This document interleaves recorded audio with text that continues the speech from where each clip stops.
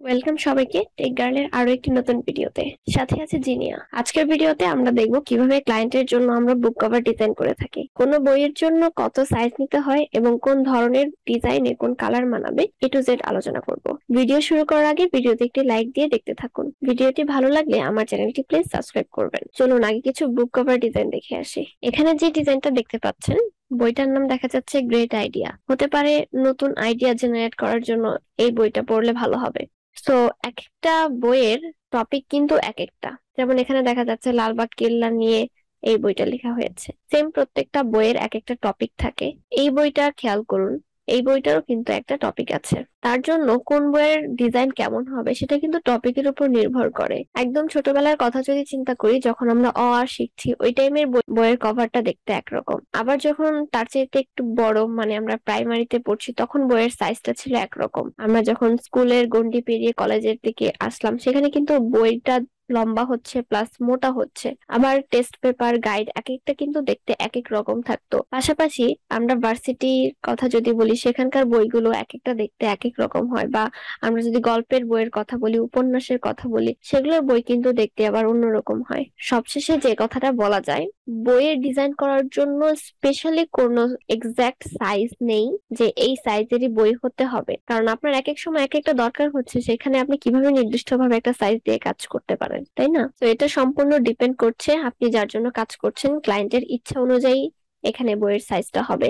পাশাপাশি আমরা weed height ক্লায়েন্টের ইচ্ছা মতো দিব। এমনকি এখানে মাঝখানের যে ভাঁজটা আছে, মানে বইটার যতগুলা পেজ হবে সেটার উপর ডিপেন্ড করে যতটুকু মোটা হচ্ছে, এটাকে স্পিন বলে, সেই স্পিনের সাইজটাও কিন্তু ক্লায়েন্ট আমাদেরকে দিয়ে দিবে। পাশাপাশি আপনারা যদি এ সম্পর্কে আরো ধারণা বাড়াতে চান, তাহলে আমি যেটা রেকমেন্ড করবো, আপনারা একটু রকমারি থেকে ঘুরে আসতে পারেন, বা রকমারির মতো যে সাইট গুলো আছে এই সাইট গুলোর থেকে আপনারা ধারণা পাবেন।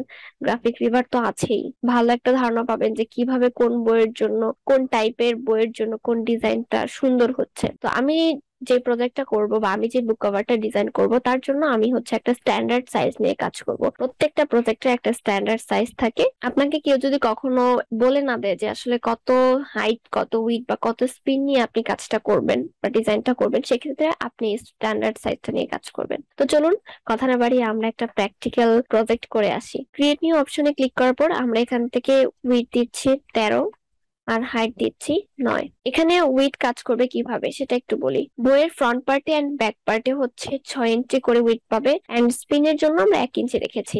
আমরা এখানে স্পিনের জন্য 1/2 ইঞ্চিও রাখতে পারতাম, আর বাকিটা হচ্ছে আমরা ফ্রন্ট পার্ট এন্ড ব্যাক পার্টের উইডে দিতে পারতাম। ঠিক আছে, তো এখানে ক্লায়েন্ট আসলে যেভাবে বলবে আমরা সেভাবেই করব। এটা আবারও বলছি, বাট আমরা এই মুহূর্তে স্ট্যান্ডার্ড একটা ডিজাইন করছি বা একটা স্ট্যান্ডার্ড সাইজ নিয়ে কাজ করছি। তারপর আছে ব্লিডে আমরা 0.1 to 5 ইঞ্চি দিচ্ছি কালার মোডে সিএমওয়াই কে। সো এইটুকু মোটামুটি বেসিক সেটিংস, যেটা আশা করি সবাই জানেন। দেন আমরা ক্রিয়েটে ক্লিক করলাম। আজকের ভিডিওটা একটু লং হবে, যারা হচ্ছে গ্রাফিক ডিজাইন জানেন বা গ্রাফিক ডিজাইনে আগ্রহ আছে বা বুক কভার ডিজাইন শিখতে চাচ্ছেন, তারা ভিডিওটা পুরোটা দেখবেন, তাহলে আসলে টোটালি একটা ধারণা পাবেন। কথায় আছে না, অল্প বিদ্যা ভয়ঙ্করী। সো হবে কি, অনেকে না কোন একটা প্রজেক্টের সাইজ কত হবে এটা জেনেই চলে যায়, কিন্তু এখানে যে ভিতরে আরো খুঁটিনাটি কিছু বিষয় থেকে যায়, যার জন্য ক্লায়েন্টের সাথে আসলে একটা অনেক সময় নেগেটিভ রিভিউ পর্যন্ত মানুষ পায়, যে আসলে সঠিকভাবে কোন একটা প্রজেক্ট না করার ফলে। সেই জন্য এক মার্কেট প্লেসে কাজ করার জন্য, যাতে আপনি সঠিকভাবে কারোর সাথে কাজ করতে পারেন, এই জন্য খুঁটিনাটি অনেক বিষয় জানতে হবে।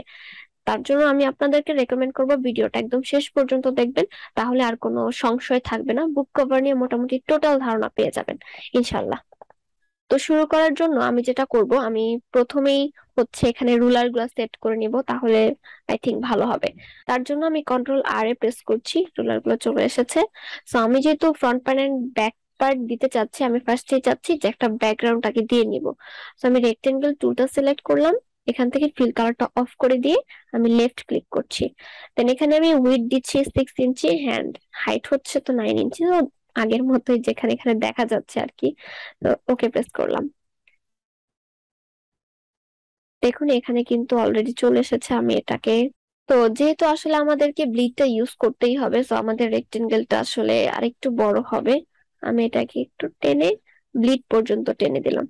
আমি এখানে একটা, আমাদের এখানে ফ্রন্ট পার্টের জন্য একটা রেক্টেঙ্গেল ক্রিয়েট করা হয়ে গেল। এবার আমি সেম কপি করে এই পাশে দিয়ে দিচ্ছি, এটা হচ্ছে ব্যাক পার্ট।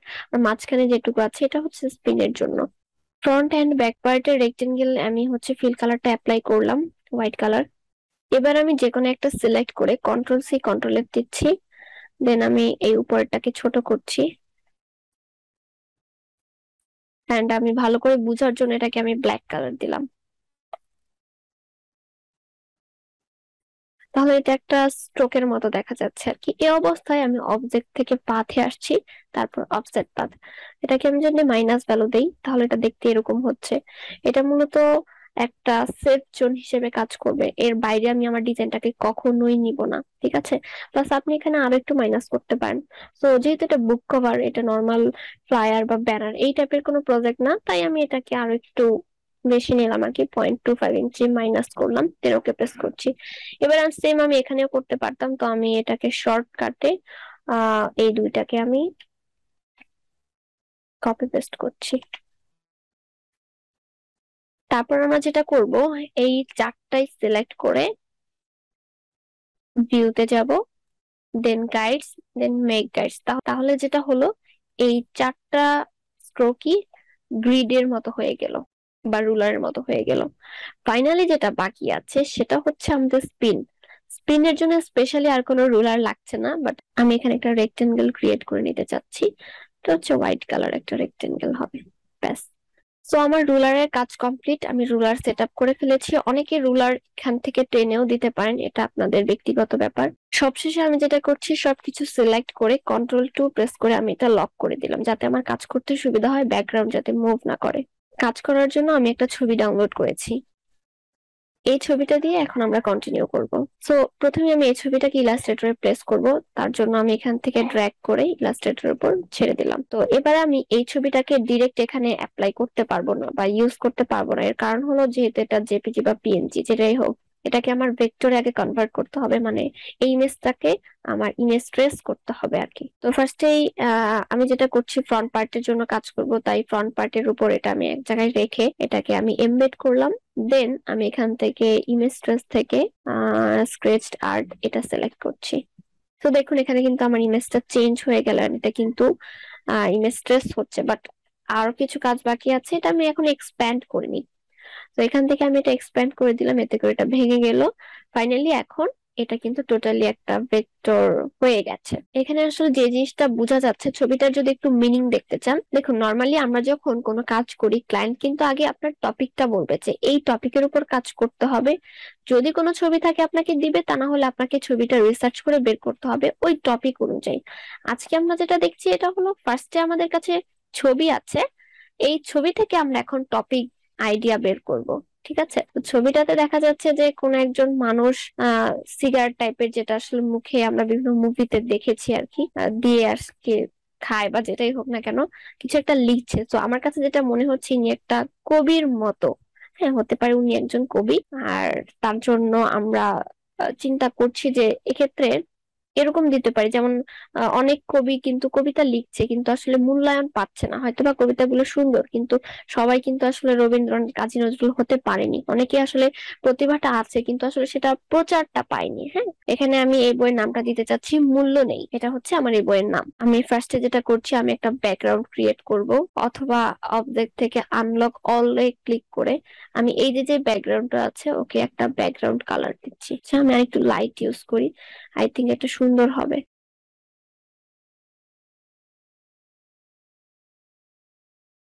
মোটামুটি এই কালারটা আমরা রাখলাম। যদি ক্লায়েন্ট কালার দেয়, অবশ্যই সেই কালার গুলো নিয়ে কাজ করবেন। তো ফার্স্ট এটা দিলাম, সিলেক্ট করি, সিলেক্ট করে কালারের একটু চেঞ্জ নিয়ে আসি। ফাইনালি আমি এই কালারটা রেখেছি। এখন এই যে যে আমাদের সেফ জোনটা, এর বাইরে কিন্তু আমি যাব না, এর ভিতরে আমি আসলে ডিজাইনটা যেখানে খুশি সেখানে প্লেস করতে পারি। তো আমি আনুমানিক এটা এখানে রাখছি, এন্ড শিফট প্রেস করে আমি একটু বড় করে দিলাম। এটা এভাবে আর কি দেখা যাচ্ছে। আমি টাইপ টুলে ক্লিক করে এখানে আমি বাংলায় লিখবো, টেক্সটের সাইজটা বড় করে নিচ্ছি। মূল্য নেই। এখন আসলে একজন লেখকের নাম দেওয়া দরকার, তো আমি এখন একটা নাম বানাচ্ছি। আসলে প্র্যাকটিসের জন্য এরকমই করতে হবে আপনাদেরকেও। এখন আমি আসলে কারোর নাম এটা ইউজ করছি না, এর কারণ হচ্ছে এটা আসলে কেমন দেখায়, তাই না? আমরা কোনো কবির নাম ইউজ করব এটা, তার জন্য আমি একটা নাম বানালাম আর কি আপনাদের জন্য, প্রতিম চন্দ্র রায়। আমি ঠিক জানি না এই নামটা আসলে কেমন। এটা আহ এই সম্পর্কে আমার ধারণা নেই। ওকে, সো এখানে আমি আসলে এটা করবো, ফন্ট চেঞ্জ করছি। এই ফন্টটা প্রফেশনাল কোনো ফন্ট না। তো আমি এখানে শরীফ জনতা ফন্টটা সিলেক্ট করে দিলাম। আর এটার জন্য আমি সুতন্নি এমজে ইউজ করছি। সুতন্নি এমজে, ঠিক আছে, এই ফন্টটা। তো ফার্স্টে যেটা করব, এটা আমাদের ফাইলের মধ্যে আমরা এরকম একটা এডিটেবল টেক্সট রেখে দিচ্ছি, কারণ যে কোনো সময় এডিট করার দরকার হতে পারে কাজ করার মাঝেই। তার জন্য অনেক সময় হয় যেটা পছন্দ হচ্ছে না, অন্য একটা দিয়ে দেখি, বারবার টেক্সট লেখাটা ঝামেলা। হ্যাঁ, তার জন্য আমরা আসলে একটা এডিটেবল রেখে দিব। আমি দেখেন এটা হাইয়েস্ট এ পর্যন্ত রাখতে পারবো আমার সেভ জোন এরিয়া, বাট এত উপরে আমি দিব না। আমি এটা আরেকটু নিচে আনুমানিক এই জায়গাটায় দিলাম, আর শিফট প্রেস করে এইটুকু রেখেছি।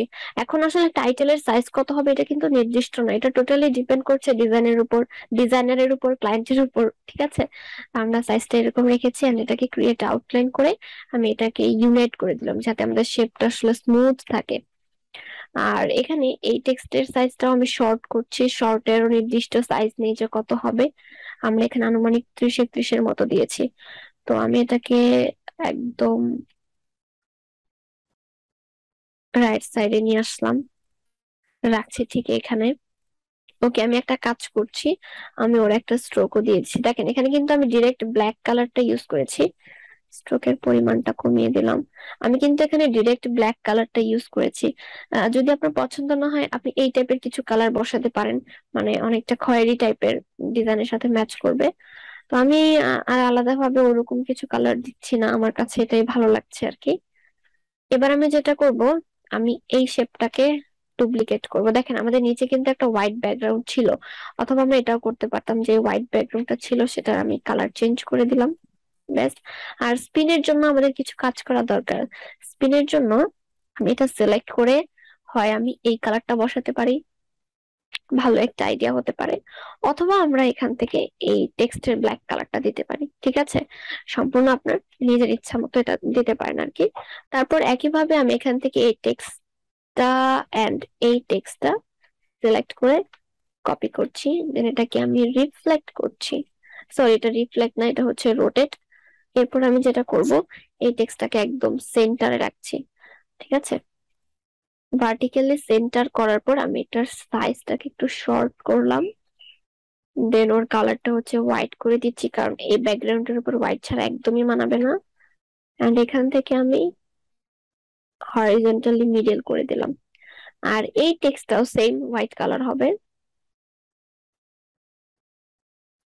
এই হোয়াইট কালারটা কোথায় রাখা যায়, আমি এখানে রাখছি। মানে ওর যেই এন্ডিং যেই লাইনটা, লাইন না আসলে এন্ডিং লাইন না, ওর আসলে সীমানাটা, ওর টেক্সট আসলে যেখানে শেষ হয়েছে, আমি এখানে একটা রুলার দিয়ে নিলাম। এই জায়গাটাতে ওকে আমি বসাতে চাচ্ছি, ওকেও আমি ক্রিয়েট আউটলাইন করে নিচ্ছি, আর সাইজটা একটু শর্ট করলাম, ব্যাস। এখানে কিন্তু ডিজাইন আমি আবারও বলছি, ডিজাইন কিন্তু নির্দিষ্ট না, হ্যাঁ। এই টেক্সটটাকে আমাদের ক্রিয়েট আউটলাইন করা হয়নি, তাই করে দিলাম। এবার আমি ব্যাক পার্টে চলে আসি। ব্যাক পার্টে আমি যেটা করব, আমি ভিন্ন কিছু টেক্সট লিখতে চাই। ফর এক্সাম্পল আমি এটা কপি করে নিয়ে আসলাম, এন্ড ওর একটা স্ট্রোকও দিয়ে দিলাম। এখানে এসে আমি লিখছি, এটা যেহেতু আমাদের সেফ জোন, এই সেফ জোন থেকে আমি কিছুটা দূরে আরেকটা রুলার নিচ্ছি, আমি এই লাইন বরাবর টেক্সট গুলো রাখবো। আমার কিন্তু সেফ জোনের ভিতরেই ডিজাইন রাখতে হবে, বাট আমি একটু গ্যাপ রাখবো, কারণ এর মানে তো এই না যে আসলে এখানেই শুরু করতে হবে, হ্যাঁ। কারণ এখানে তো আসলে হিজিবিজি করে কিছু কাজ করা হচ্ছে না।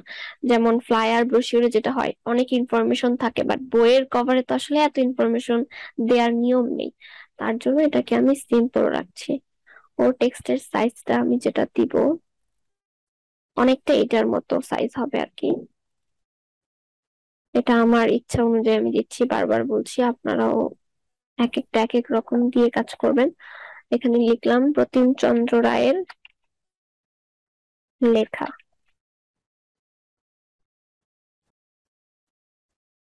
দেন এই মূল্য নেই কথাটা আরেকবার নিয়ে আসলাম অল্টার প্রেস করে, এন্ড এর সাইজটা একটু শর্ট করছি, কারণ ওইটা আমরা হাইলাইট করেছি ফ্রন্ট পার্টটাকে, ব্যাক পার্টটাকে আমরা হাইলাইট করতে চাই না। এই টেক্সটটা যদি মনে করেন আরেকটু করে দিতে পারেন, বাট আমার মনে হচ্ছে যে এটাই ঠিক আছে। এরপর আমাদের অ্যালাইনের কাজটা আমরা পরে জুম করে দেখবো। এবার কিছু টেক্সট দেই, আসলে অনেক সময় উৎসর্গের কিছু কথা লেখা থাকে, বা এই বইটা আসলে কে লিখেছে তার সম্পর্কে কিছু কথা থাকে। তো আমি এখানে এখন কিছু ডেমো টেক্সট নিচ্ছি, বাংলা লরেম।